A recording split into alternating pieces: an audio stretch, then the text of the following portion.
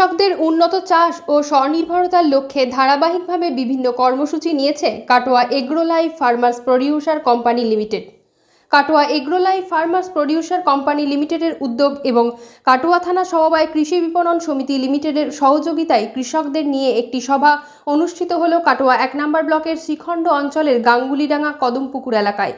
এই সভায় ইফকো কোম্পানির উৎপাদিত পণ্যের বিভিন্ন বিষয় নিয়ে আলোচনা করা হয় কৃষকদের সামনে। এই সভায় কৃষকদের আধুনিক ও কার্যকর কীটনাশক ব্যবহারের প্রয়োজনীয়তা এবং ইফকোর প্রিমিয়াম গুণমানের কীটনাশক সম্পর্কে বিস্তারিত তথ্য তুলে ধরা হয়। উপস্থিত ছিলেন Katwa agro life farmers producer company লিমিটেডের পক্ষ থেকে Mansur Ali Ansari managing director, Sheikh Arif Alam CEO, Sheikh Nurul Zaman accountant, Lalan Krishna Ghosh সহকর্মী, আনোয়ার শেখ ডিরেক্টর, আমিরুল শেখ এছাড়াও আরও অনেকে।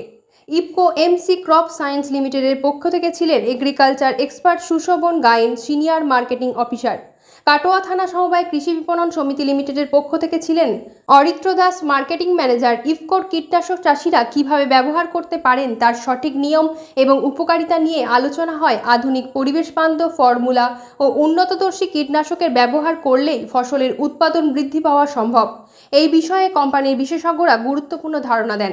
চাষিদের নিরাপত্তা এবং ফসলের স্বাস্থ্য বজায় রাখার লক্ষ্যে কীটনাশকের সঠিক ডোজ, মিশ্রণ পদ্ধতি ও ছিটানোর সময় সংক্রান্ত সতর্কতা আলোচনা হয়।